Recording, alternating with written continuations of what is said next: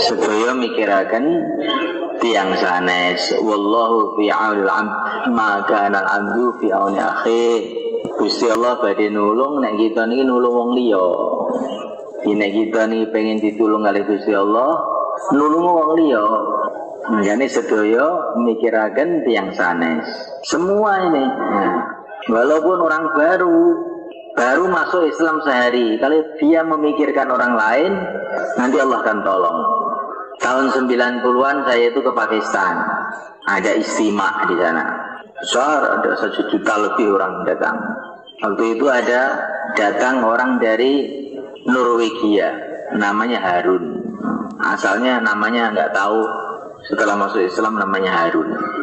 Dia itu cerita, asalnya dia masuk Islam itu gara-gara adiknya yang perempuan itu asalnya dikirim jamaah 4 bulan dari Pakistan ke Norwegia sana. Selama 4 bulan itu gak ada orang mau masuk Islam, cuman 1 aja perempuan lagi. Tapi perempuan ini mikir orang lain, akhirnya ngajak saudaranya namanya Harun yang datang ke istimewa itu. Kemudian Harun ini mikir teman lagi, sehingga dalam masa tidak sampai setengah tahun itu sudah ribuan orang masuk Islam di Norwegia itu. Bikin masjid, ada sholat jamaah, ada Jumatan. 1 orang mu'alaf. Jadi kalau kamu mau mikir orang lain, nanti rohani kamu tuh meningkat. Jadi kalau hanya mikirkan diri sendiri, kamu akan jadi lemah. Kalau kamu ingin kuat, pikir orang lain. Wallahu fi aunil abdi maka al-abdu fi auni akhi. Allah akan menolong hambanya kalau hamba itu menolong orang lain. Insyaallah ya. Kalau kamu nolongnya urusan dunia, akan datang pertolongan Allah urusan dunia. Kalau kamu nolongnya urusan agama, akan datang pertolongan Allah urusan agama. Kalau nolongnya besar, pertolongan Allah akan datang besar. Kalau nolongnya sedikit, ya datangnya sedikit juga.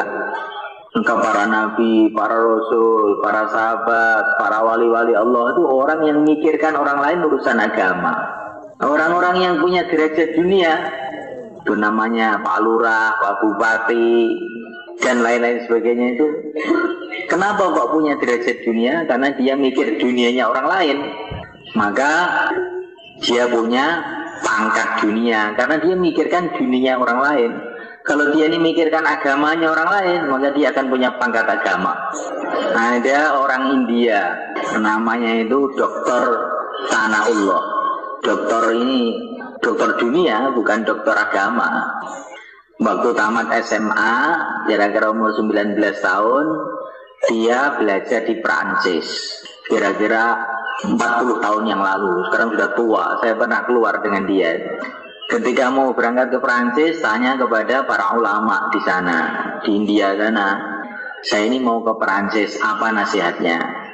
Maka para ulama itu mengatakan, Prancis itu seperti lautan. Lautan maksiat, lautan kufur, lautan musyrik, lautan segala kejahatan, itu ada di sana. Kamu masuk ke lautan, kalau diam saja ya tenggelam. Tapi kalau kamu masuk ke lautan, kamu gerakkan tangan kamu, kaki kamu akan mengambang dan selamat. Maksudnya bagaimana? Kamu nanti di sana ajak orang-orang Islam dari negara mana-mana yang pada belajar di sana itu untuk mengamalkan agama, untuk menghidupkan masjid, untuk keluar 3 hari. Nah, pada waktu itu seluruh Perancis itu baru ada 1-2 masjid. Itu pun kalau Jumatan hari Minggu. Karena kalau hari Jumat semua kerja semua. Jadi kalau Jumatan hari Minggu, nggak ada masjid Jumatan itu. Karena Allah ini bergerak ke sana. Kurang lebih 5 tahun dia selama kuliah di sana. Sekarang ini setelah 40 tahun dari kepergian sana Allah itu, ada 4.500 masjid di Prancis. Dan itu hidup semua amalan. Dimulai dari pelajar SMA yang pikir. Ada orang namanya Andri, murid Man Madiun, ikut sanlat 3 hari di sini. Setelah itu dia kuliah di IAIN. Kemarin membuat sanlat seperti ini juga di pesantren Al-Hakiki Sidoresmo Jagir Surabaya.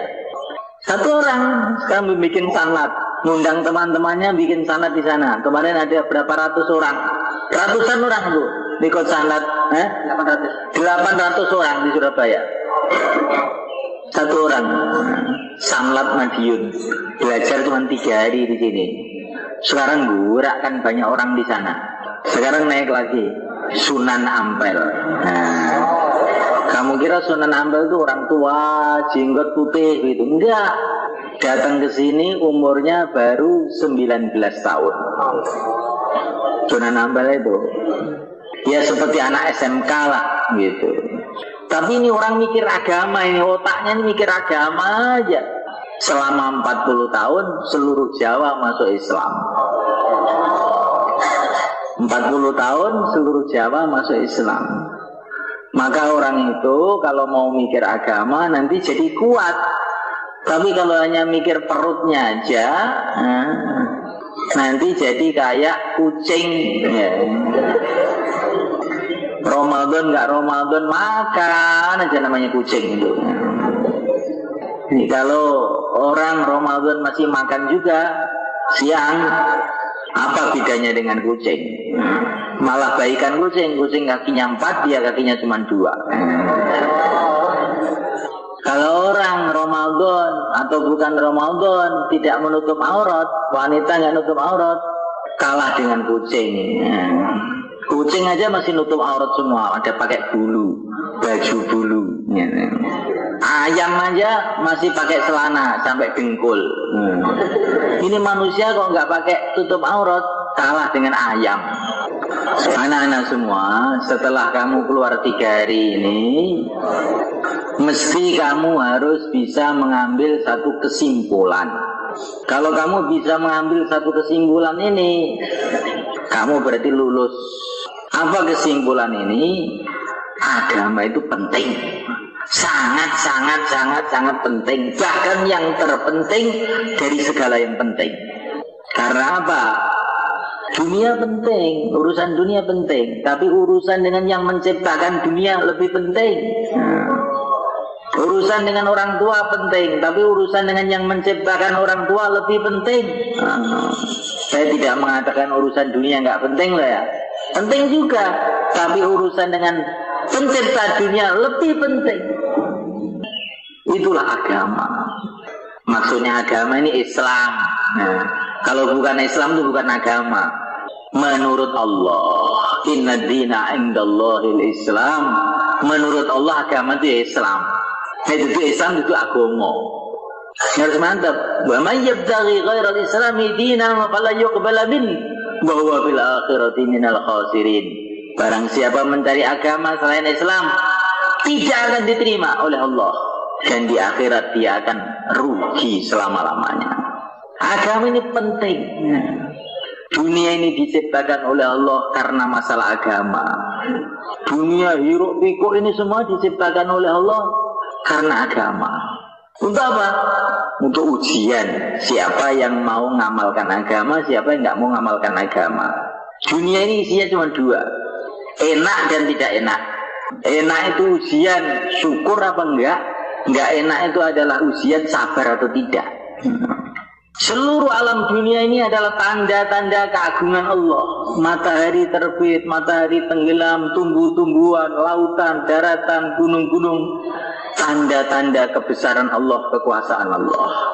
Yang paham, melihat gunung teringat Allah, melihat matahari teringat Allah, melihat tumbuh-tumbuhan teringat Allah. Dari tanah kok bisa keluar semangka, dari tanah keluar tebu, dari tanah keluar macam-macam tumbuh-tumbuhan. Ini ada yang ngatur ini. Kalau kamu tuh punya kotak, dibuka keluar semangka, dibuka lagi keluar durian, pasti kamu menyimpulkan mesti ada yang naruh ini. Nah, kan gitu kan. Ya, ini bumi ini seperti kotak. Oh, keluar semangka, keluar durian, keluar mangga, mesti ada yang naruh ini. Siapa yang naruh? Allah. Dunia ini diciptakan oleh Allah untuk masalah agama. Kita pun diciptakan oleh Allah karena masalah agama, yaitu untuk amal agama. Akhirat diciptakan oleh Allah karena masalah agama, yaitu untuk membalas orang-orang yang amal agama, namanya surga di sana. Untuk menghukum yang tidak mau amal agama, namanya neraka. Dunia ini untuk agama, akhirat untuk agama. Kita untuk agama, maka kita harus pentingkan agama ini sampai akhir hayat kita. Supaya kita ini bisa mementingkan agama, maka perlu kita buat 4 kerja. Kalau 4 kerja ini ada dalam kehidupan kita, maka kita bisa mementingkan agama, akhirnya bisa amal agama. Kalau kita amal agama, apa hasilnya? Hidup kita di dunia akan tenang dan tentram. Kemudian kita akan dikirim ke surga Allah, menjadi raja-raja di sana. Wa idza ra'aita thamma ra'aita na'iman wa mulkan kabira. Jadi raja-raja besar di surga Allah. Istana-istana dari emas, dari intan. Kemuliaan yang kekal abadi selama-lamanya. Hidup terus, nggak ada mati. Muda terus, nggak ada tua. Sehat terus, nggak ada sakit. Mulia terus, nggak ada hina. Gembira terus, nggak ada susah. Selama-lamanya. Jutaan tahun, triliun-triliun tahun, nggak ada habisnya. Apakah 4 kerja itu? Yang pertama kali kita buat suasana dakwah. Maksudnya suasana dakwah itu bagaimana? Senantiasa kita dengarkan, senantiasa kita sampaikan bahwa kita ini hamba Allah, tinggal di bumi Allah, di bawah langit Allah, makan rizki dari Allah, maka kita harus taat kepada Allah. Taat kepada Allah itu dimulai dengan sholat 5 waktu. Kemudian yang kedua, dakwah itu, kita ini adalah umatnya Rasulullah SAW. Kita punya pimpinan semulia-mulianya pimpinan yang punya triliun-triliun keistimewaan. Itulah yang mulia Nabi Agung Muhammad SAW. Dia ini adalah utusan Allah untuk membimbing kita menuju ridha Allah, menuju surga Allah. Maka kita cintai beliau, kita amalkan sunnah-sunnah beliau, sehingga kita nanti akhirnya berjumpa dengan beliau di surga Allah. Yang ketiga, dunia tidak lama, akhirat selama-lamanya. Kita ini dalam perjalanan menuju ke sana. Tambah hari tambah dekat ke sana. Kita itu setiap hari ke sekolahan, lama-lama sampai akhirat. Ke sawah, lama-lama sampai akhirat juga. Seluruh jalan yang ada di dunia ini adalah jalan menuju akhirat, jalan menuju kuburan. Inilah dakwah. Maka kita harus siap-siap untuk bangun akhirat. Di 3 ini dakwah itu. Bicara bahwa kita ini hamba Allah, tinggal di bumi Allah, di bawah kolong langit Allah, makan rezeki dari Allah, kita harus taat kepada Allah, ingat kepada Allah. Yang kedua, kita ini umat Rasulullah, semulia-mulia Nabi, semulia-mulia Rasul yang dibimbing langsung oleh Allah, kita ikuti kehidupan beliau. Yang ketiga, kita ini mau ke akhirat, siap-siap ke akhirat. Apa yang bermanfaat di akhirat kita buat, apa yang membahayakan di akhirat kita tinggalkan. Kemudian yang kedua, supaya kita bisa mengamalkan agama, mementingkan agama, kita harus buat suasana taklim, suasana ilmu. Bagaimana caranya? Yang pertama kali ilmu fadhail. Tiap hari baca kitab fadilah amal sebagaimana yang kamu baca waktu keluar itu, sehari setengah jam. Bersama keluarga, bersama teman-teman di masjid. Insya Allah. Untuk apa? Supaya kita ini sebagai hamba Allah dapat nasihat langsung dari Allah. Itulah kita fadilah amal. Kita ini umat Rasulullah, maka di situ kita dapat nasihat langsung dari Rasulullah SAW. Kita punya generasi ideal. Generasi percontohan, yaitu para sahabat. Kita di situ dapat nasihat dari para sahabat. Kita ini punya orang-orang tua, yaitu para ulama, para wali-wali Allah. Di situ nasihat para ulama, para wali-wali Allah ada.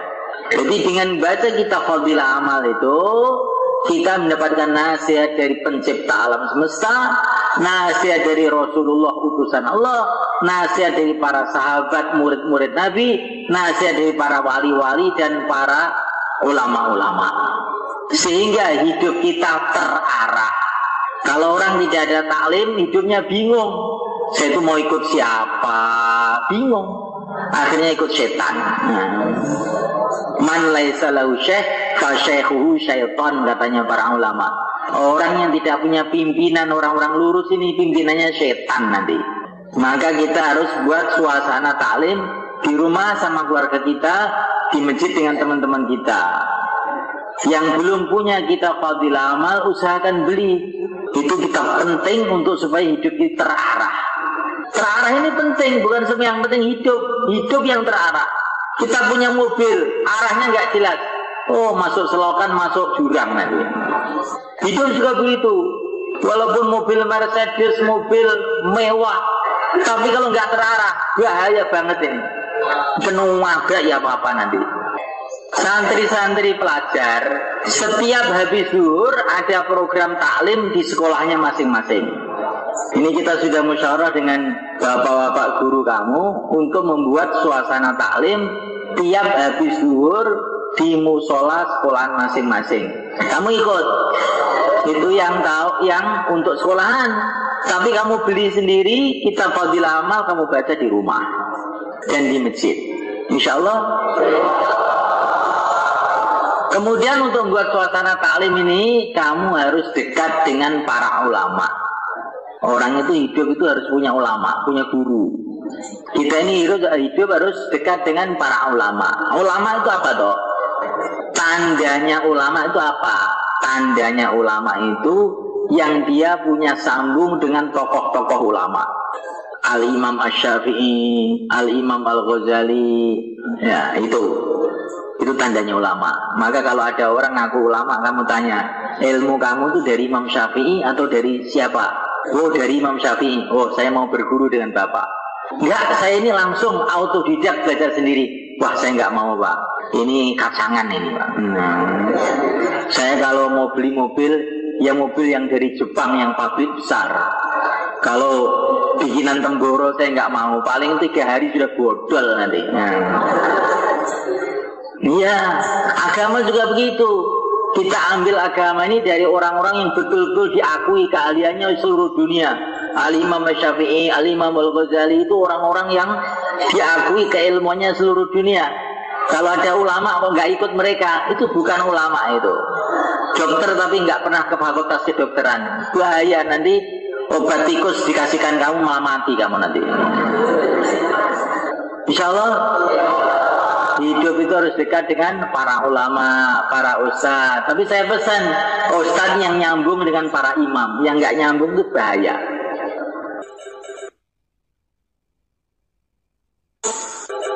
Kemudian yang ketiga, supaya kita ini bisa mengamalkan agama, mementingkan agama, kita harus buat suasana ibadah.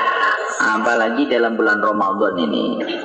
Suasana ibadah itu untuk menanamkan dalam hati bahwa kita ini hamba Allah. Dalam keadaan sibuk, Allahu Akbar, pergi ke masjid, merasa saya ini hamba Allah. Tapi kalau waktu sibuk, Allahu Akbar, nanti aja lah. Nanti kita ini lama-lama tidak merasa jadi hamba. Maka bahaya ini. Kalau anak nggak merasa jadi anak, bagaimana kira-kira? Kalau murid tidak merasa jadi murid, bagaimana? Kalau rakyat merasa jadi presiden, bagaimana? Masuk penjara. Kalau hamba tidak merasa jadi hamba, kemana? Ke neraka. Kok kamu itu hamba ciptaan Allah, kok nggak ngaku?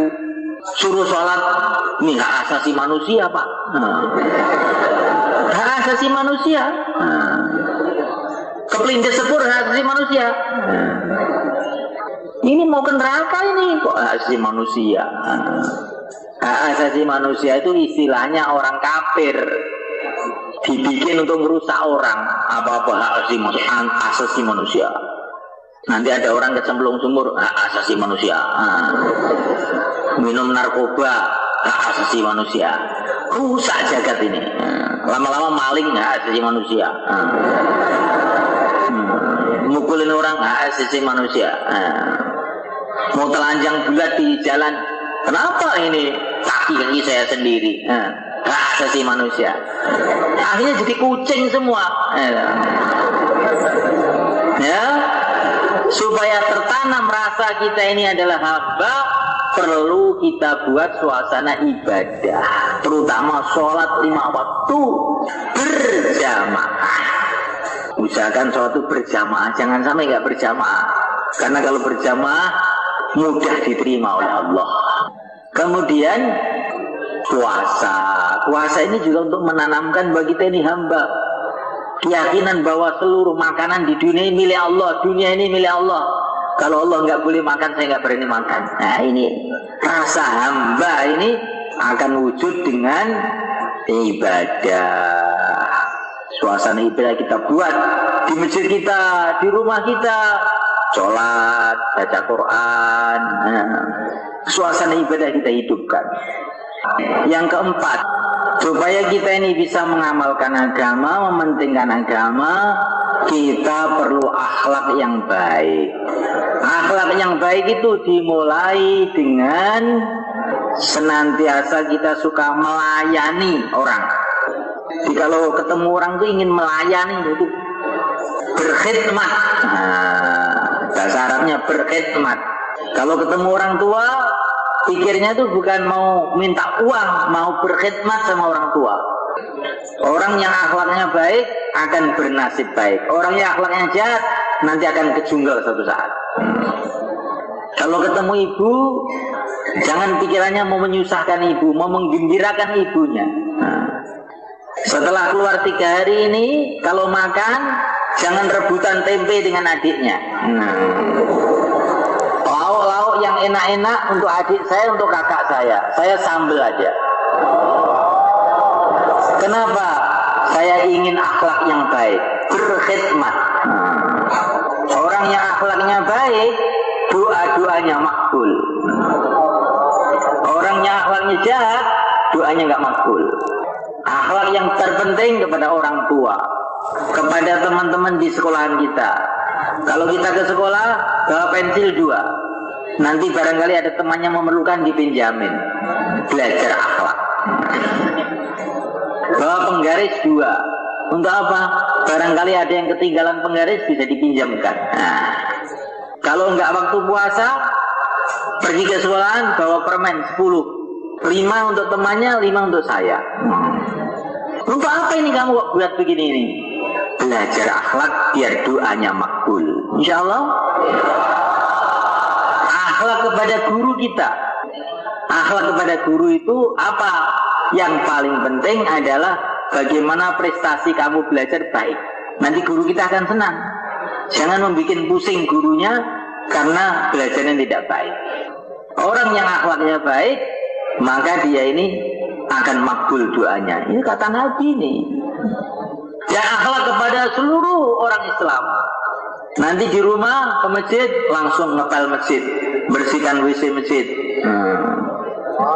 Kenapa kamu begini? Belajar akhlak, Pak. Loh, siapa yang ngajari kamu? Kemarin ikut keluar 3 hari. Loh, apa itu keluar 3 hari? Belajar akhlak. Belajar hubungan kepada Allah. Loh, kok bagus ya? Saya ikut, bisa nggak begitu? Bisa.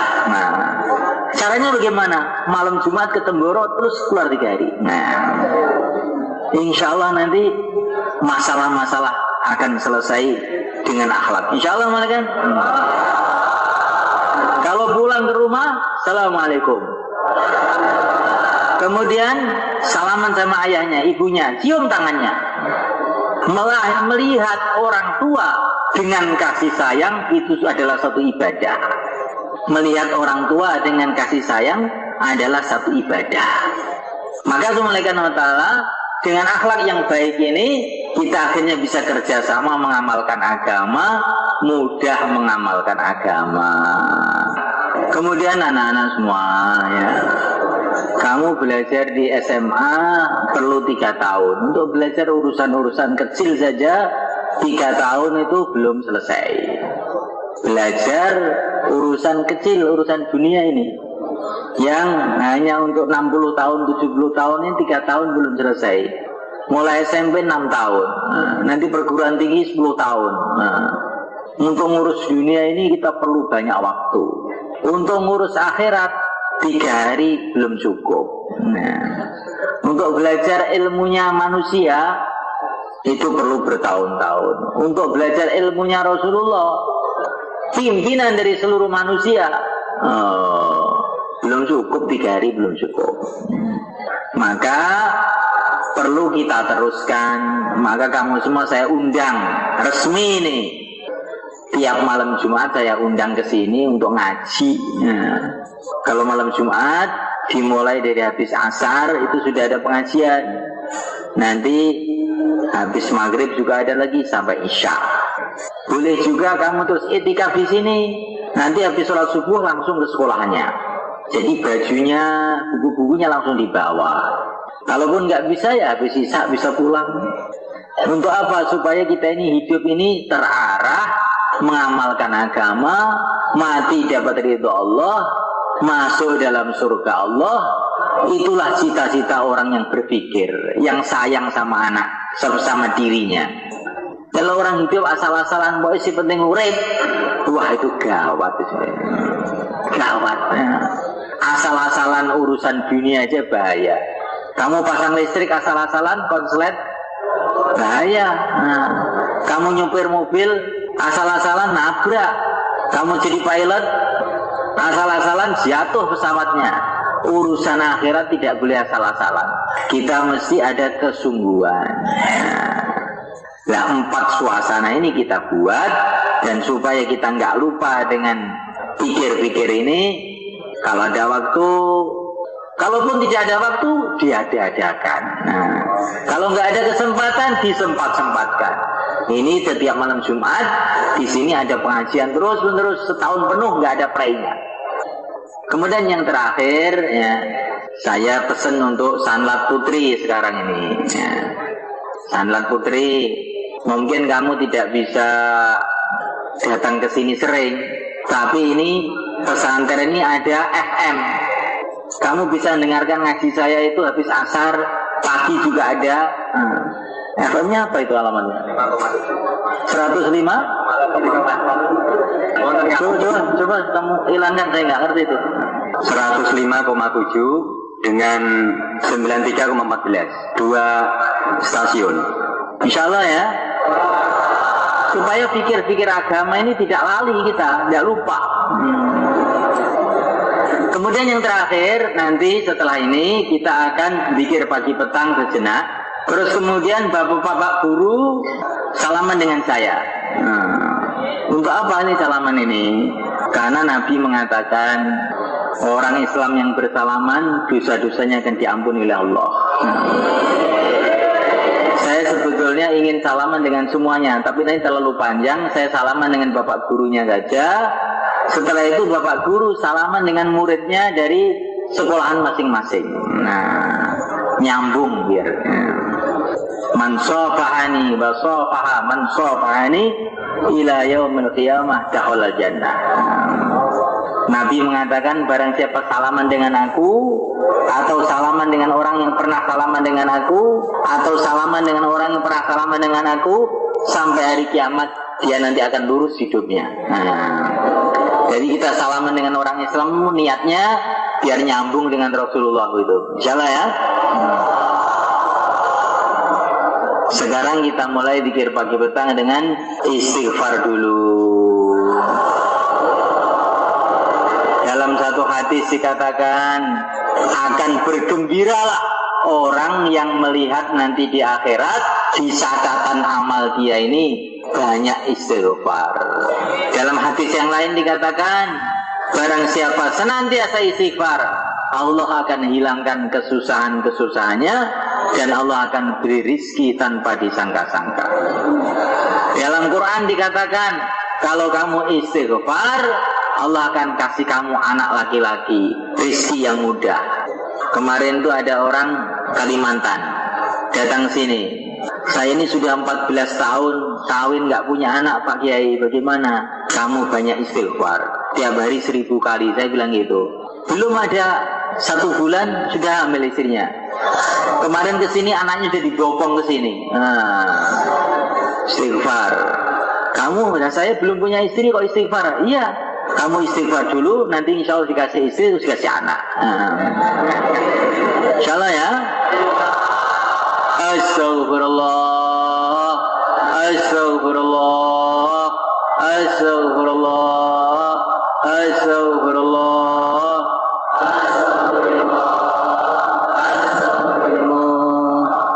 astaghfirullah, astaghfirullah, astaghfirullah, astaghfirullah.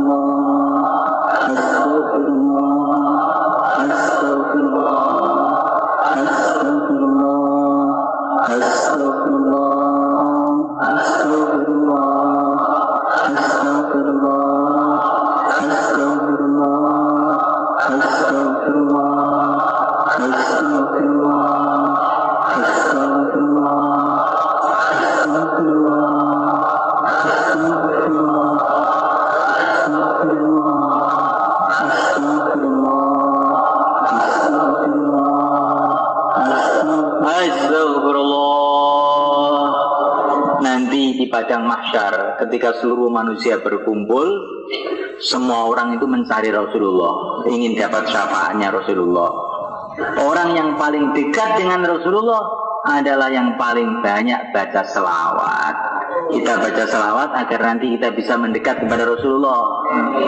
Allahumma salli wa sallim ala Sayyidina Muhammad. Allahumma salli wa sallim ala Sayyidina Muhammad. Allahumma salli wa sallim ala Sayyidina Muhammad. Allahumma salli wa sallim ala Sayyidina Muhammad. Allahumma salli wa sallim ala Sayyidina Muhammad. Allahumma salli wa sallim ala Sayyidina Muhammad. Allahumma salli wa sallim ala Sayyidina Muhammad. Allahumma salli wa sallim ala Sayyidina Muhammad.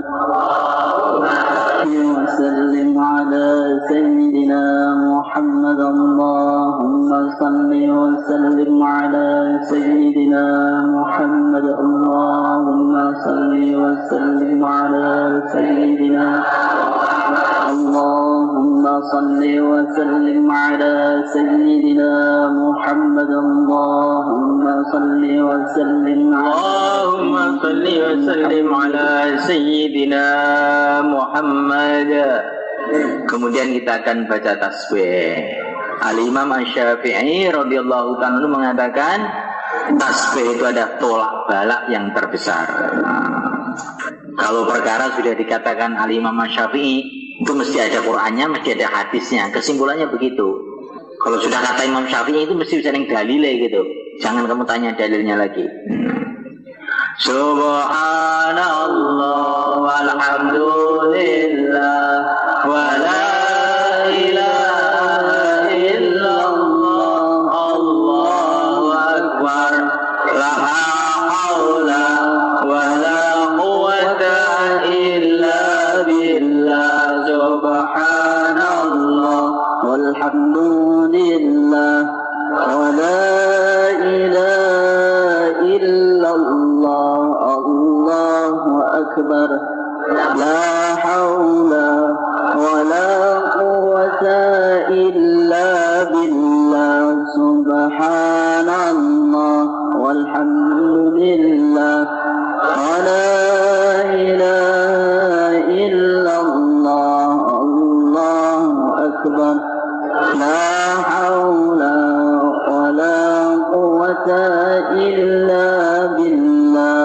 Subhanallah walhamdulillah wa la ilaha illallah. Allahu akbar. La haula wa la quwwata illa billah. Subhanallah walhamdulillah لا إله إلا الله الله أكبر لا حول ولا قوة إلا بالله الفاتحة لهذا